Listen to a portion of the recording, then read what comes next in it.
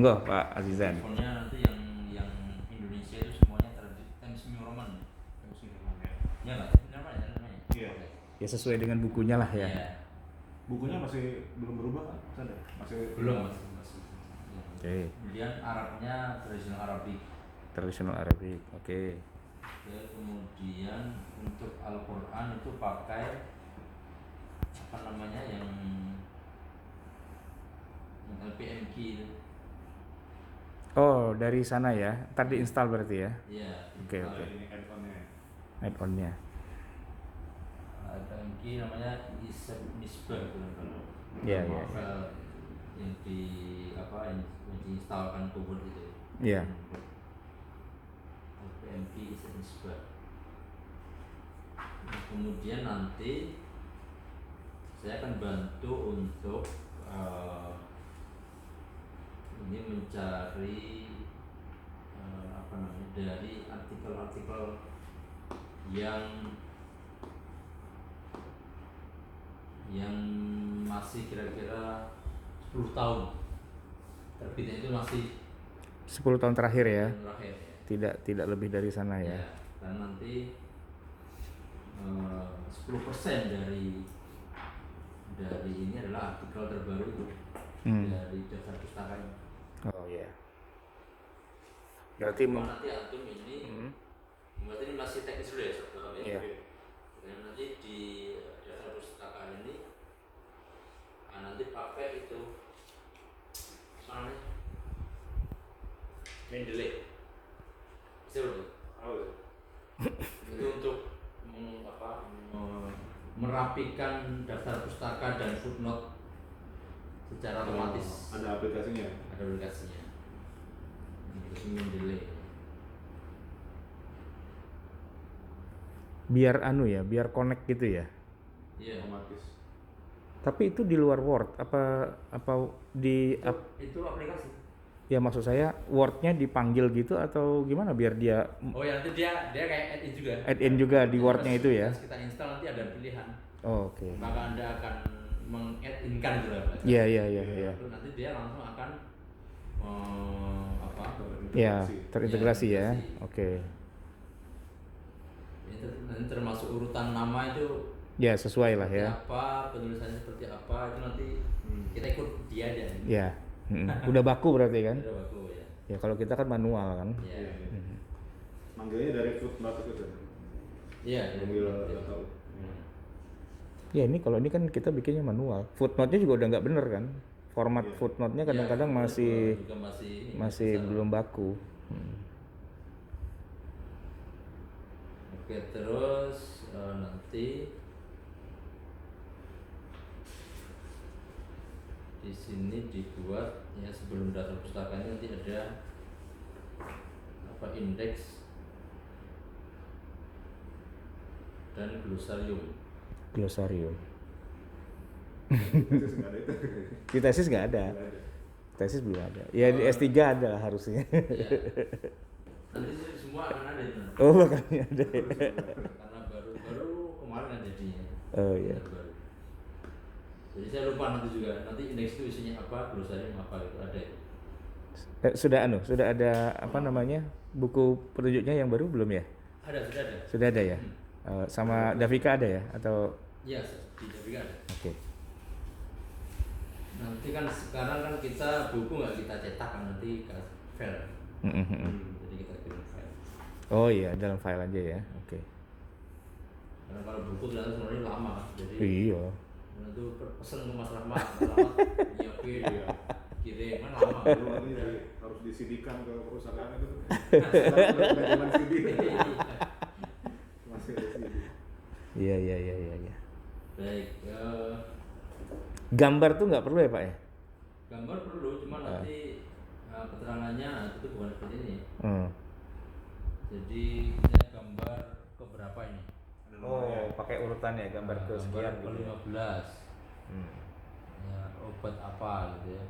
Obat apa yang ini nanti kalau memang ada aja footnote aja di footnote. Oh, dikasih footnote malah ya. Jadi Sumbernya. Sumbernya jangan di sini. Di Oh, footnote. langsung di footnote. Iya. Oke.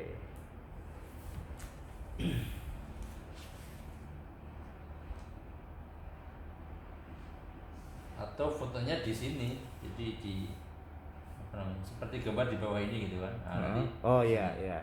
ini cuma gambar Oke. 13 apa Hmm. gitu, deskripsinya. Oke oke.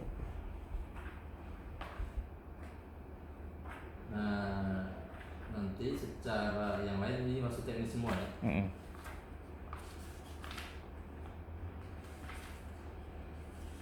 Nah, setelah itu nanti saya bantu terkait ini apa namanya, nama-nama bab ini kan. Oh. Kan nama-nama bab ini masih nama-nama bab seperti di buku kan. Iya. Saya bantu dengan apa supaya tidak terlalu seperti buku. Iya iya. Berarti saya kirim satu lagi ya atau Ya kirim file aja? file aja. Oke oke. Ini saya print ada 2 sih, kalau emang ini satu di bawah mungkin, atau mau file aja? Oh, file aja saya kirim. File aja ya. Oke.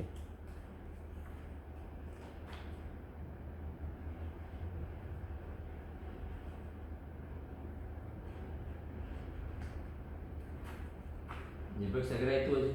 Baik. Baik. Yang pertama ya, untuk nanti setelah ini selesai nanti ada lagi. Kita masih perlu berapa langkah? 3 langkah mungkin aja. 3 langkah ya. Ini langkah pertama. Langkah pertama ini teknis. Oke. Heeh. Nah, yang kedua nanti ya sedikit substantif terkait apa namanya, seperti ini, seperti supaya nggak apa ya? Ya kayak buku itu. Ya buku. Sebenarnya kan harusnya. Iya. Ini masuk aja di. Iya, di paragraf lah gitu. Dulu. Nah, gimana ya? Dari dulu itu yang dulu. Jangan sampai Iya. ini. Jadi Iya. Bisa bikin PowerPoint gitu deh.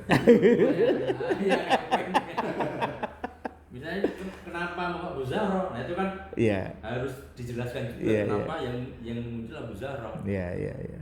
Maka nanti bisa menurut Abu Zahra yang misalnya sudah apa dalam penelitiannya atau dalam karyanya begitu. Jadi kenapa paragraf itu, karena tadi supaya menjelaskan kenapa nama ini yang muncul di sini yang saya ambil sebagai rangka teori atau sebagai argumen gitu. Nah, ini yang nanti ini perlu kerja keras juga. Nah, kemudian juga nih, nah kan terlalu banyak Ya, poin-poin ya. pointer gitu kan. Nah, Itu buat materi pengajian. Syarat PowerPoint gimana? Ya itu yang saya bilang kemarin kan. Ini masih kayak buku banget, ini bukan kayak tulisan ilmiah. Paling nggak format di kita nggak begitu. Kalau di Arab mungkin iya. iya, kalau di Arab mungkin masih bisa gitu ya. Zamannya antum tuh kayak gitu kan di Sudan itu ya. Iya. Ya iya. Kan curang kan di Sudan dia bikin kayak gitu. Saya nggak boleh. Aturan kita bikin Arab aja ya harusnya. Nggak ada yang Arab ya Pak ya? Disertasi. Yes. Kalau Arab sekali nggak. Harus nggak boleh. Saya waktu S2 itu sama Bu Uzaimah, saya minta Arab aja Bu. Boleh. Ya udah saya bikin Arab, kan kayak kitab berarti kan. Yang nguji Bu Faiza. Kata Bu Faiza, ini kitab bahasa Arab. Ya seperti ini kan maksud dalam tinjauan sejarah. Nah, sejak Al-Quran saya nanti kan poin lagi. Iya. Ini harusnya langsung aja. Iya.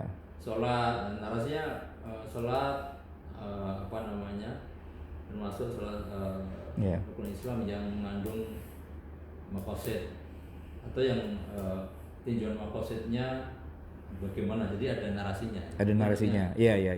Kan sebenarnya kan ingin menjelaskan sholat itu ada mengandung maqasid di situ gitu. Tapi kan aku langsung poin saja. Iya. Tanpa Poin. narasi. Jadi jadikanlah itu narasi gitu ya. Iya. Jadi kalimat gitu ya.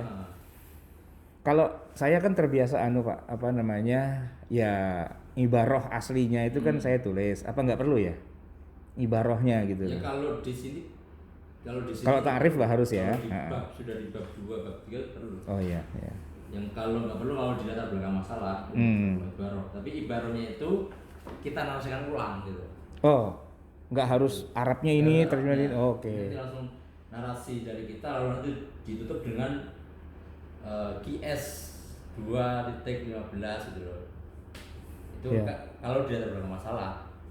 Karena supaya ketika membaca latar belakang masalah itu pembaca itu tidak Iya, sibuk dengan membaca itu ya. membaca ayat, tapi membaca apa sih Kerangkanya ya, idenya. ide besar Oke. dari kulit itu apa. Tapi kalau sudah di bagian ini bab 2 bab 3 ya Perlu ya. Ini berarti tetap ibaratnya begini aja. perlu, tapi narasinya juga jadi Ya. double. Oke, oke. Nah, narasinya muncul, ibarat juga muncul. Arab Indonesia cukup Indonesia aja apa Arabnya juga? Ya nanti bisa kita sesuaikan, kalau seandainya cukup banyak mungkin Arabnya nggak perlu. Oh gitu ya. Tergantung kebutuhan. Oh ya. Tapi yang intinya sih narasinya kan, misalnya Iya. jejak dalam Al-Quran. Dalam Al-Quran itu jejak maqasid terdapat dalam beberapa ayat. Ya. Lalu apa? Narasikan lah yang Ya, yang narasinya. bagus ya. Ini masih perlu Nanti langsung syarat. menemukan jejak maqasid misalnya gitu. Mhm. Nah, lalu jejaknya di mana nih di ayat ini? Oh ya, Ya, belum kan? ada syarahnya lagi ya. Iya, ada, misalnya dalam ayat itu ada kata Oke.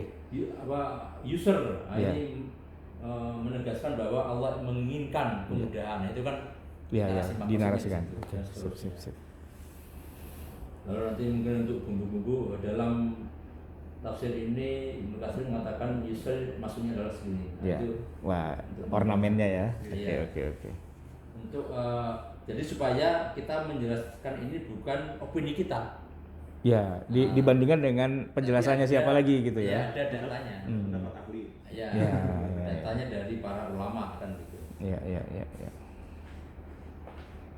Jadi kan disertasi itu kan begini, apa namanya? Apa yang kita omongkan Mhm. itu kan antara dua. Itu apa yang kita temukan sendiri gitu ya. Jadi kita sampaikan ini hasil temuan atau kesimpulan saya ketika membaca ini, atau dari orang kan gitu. Jadi informasi dalam disertasi itu pertama sih kemungkinan nggak mungkin dari kita. Ya seperti maqasid dalam ini kan ini kan nggak mungkin kita sendiri kan. Kalau kita sendiri itu nanti yang perlu pembuktian kan. Tapi kalau bukan kita sendiri maka perlu merujuk pada siapa nih pernyataan ini. Ya, literaturnya.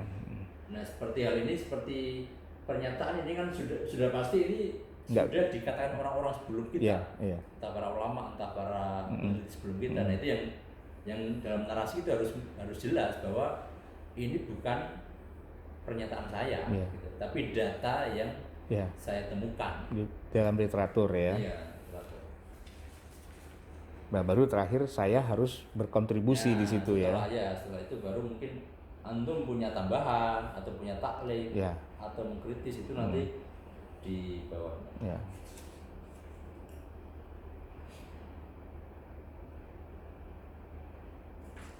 Oke.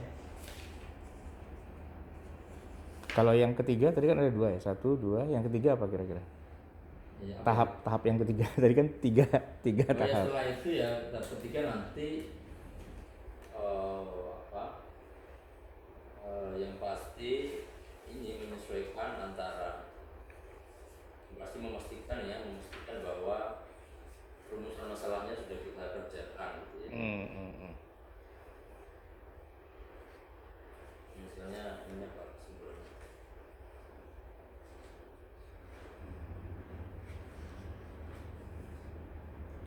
Bulan.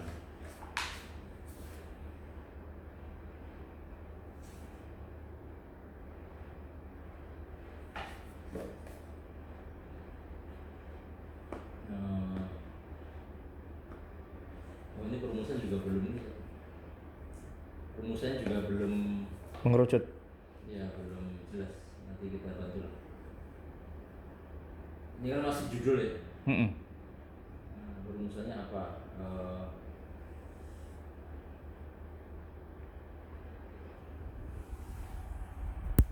Jadi ini dalam studi komparatif antara Ibnu Ashur dan Wahb Az-Zuhair ini yang ingin dikomparasikan apa yang Ustaz? Ya sebenarnya sih waktu itu kan saya masih mencari gitu kan ya. Tapi di tengah jalan itu saya menemukan yang kita compare itu kan sesuai dengan judul besarnya, yaitu ilat keharaman, ya kan? Jadi makanan haram itu kan kok jadi haram tuh apanya yang bikin haram? Kan ilatnya gitu kan. Ya. Nah, kedua tokoh ini mewakili ternyata gitu setelah berjalan tuh mewakili dua genre yang agak sedikit berbeda. Ya. Wahbah Zuhaili dengan fikihnya. Nah, Ibnu Asyur ini fikih juga sih ya, tapi fikihnya lebih ke arah maqasid gitu. Jadi ilat yang mereka tetapkan itu kelihatannya memang agak sedikit berbeda gitu. Perbedaannya di situ kita mau lihat. Nah, sehingga nanti kalau para ulama hari ini kontemporer itu kok menyatakan satu masalah ini makanan halal ya, ini tidak halal ya. Ini kalau kita cari ke belakang itu karena ketika menentukan ilat tuh mereka berbeda. Nah, gitu loh. Berarti bagaimana atau metode apa pertama ini mungkin ya, metode apa yang digunakan oleh kedua tokoh ini dalam menentukan ilat. Betul. Yang pertama peruntukannya. Yang kedua, apa implikasi perbedaan metode? Iya. Kira-kira begitu nggak? Dampaknya, iya. Dampaknya kan pasti ada. Iya, dampaknya beda. Nah, berarti di perumusannya yang pasti dua itu ya. Iya. Apa metode? Apa sih istilahnya penentuan atau apa dalam menentukan ilat atau mencari ilat kalau dalam bahasa fikih? Apa ya? Apa itu Tahqiqul manat. tahqiqul manat itu kan? Iya, tahqiqul manat. Nah, itu bahasa Indonesia apa itu? Nggak tahu. Ya tahqiqul manat aja kita cari apa artinya. Ya, nanti apa penentuan ilat ya? Iya, tahqiqul manat. Atau tahqiqul manat. Ini kita cari ya. Susah nih kalau kita belajarnya ke Timur Tengah. Oleh kedua tokoh. Dua apa implikasi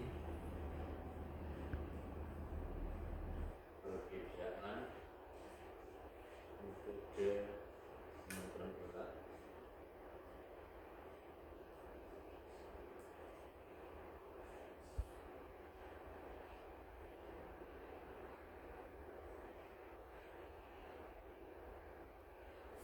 Nah, tapi bicara nggak kalau dampak yang antum sudah terus apa ini sih? Agak terlalu teoritis sih sebenarnya, karena kan kenyataannya kita di Indonesia kan yang lebih banyak berbicara kan MUI lah ya dengan label halal haramnya gitu. Jadi secara langsung sih nggak terlalu banyak. Orang-orang MUI sendiri kan juga tahqiqul manatnya apa? Label halal. Nggak terlalu banyak, ya teoritis aja ini. Biar keren. Ya artinya dalam ya makanya kemarin kalau di Bu Mursyida kan ada dua itu. Pertama titik kritisnya kan, ya nggak.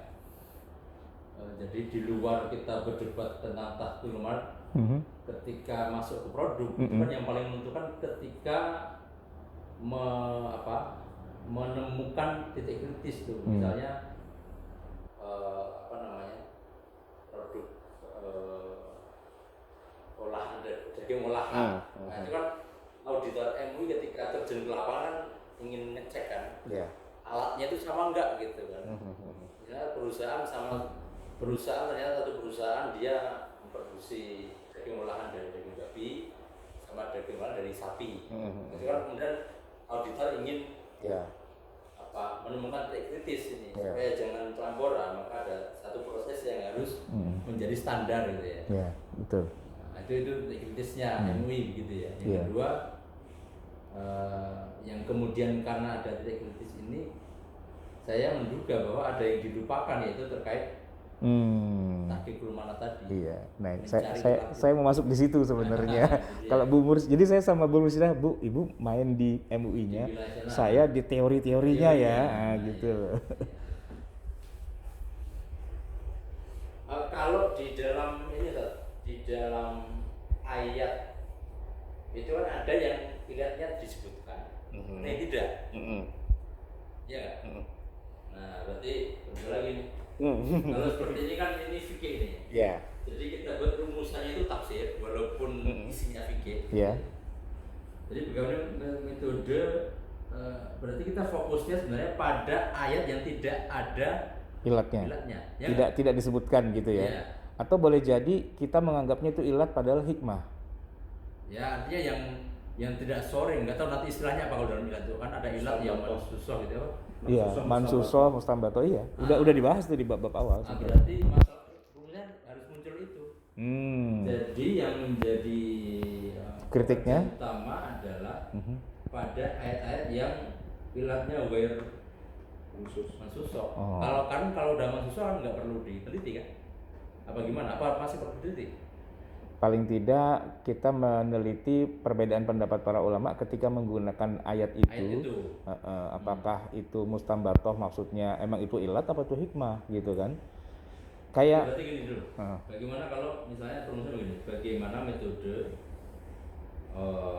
siapa namanya?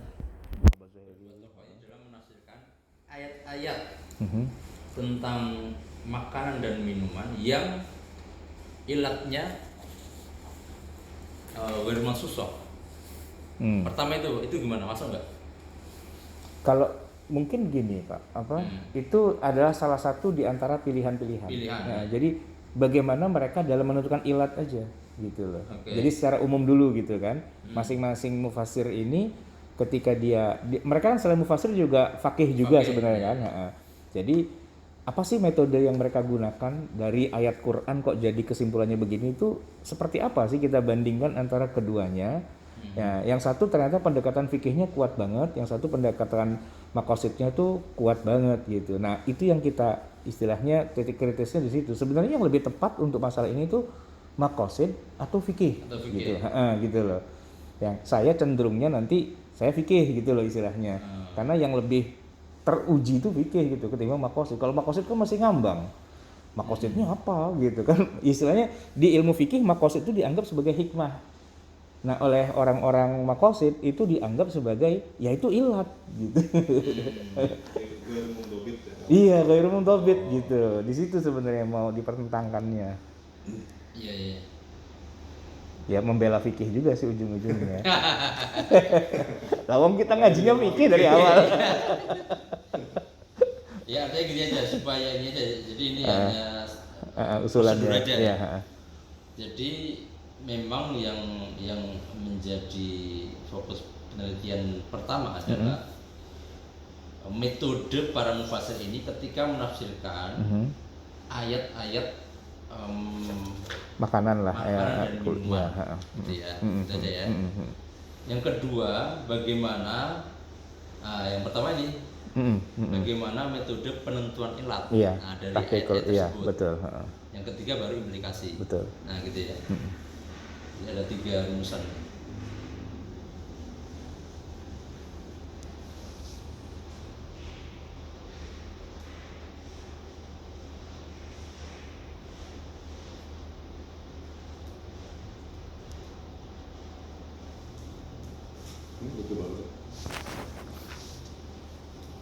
Dari buku PDF saya tambahin itu PDF gratisan.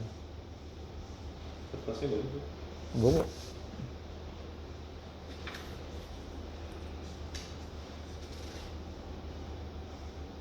Baik, saya kira itu dulu. Oke, sip. Rumusan nih yang memang ternyata belum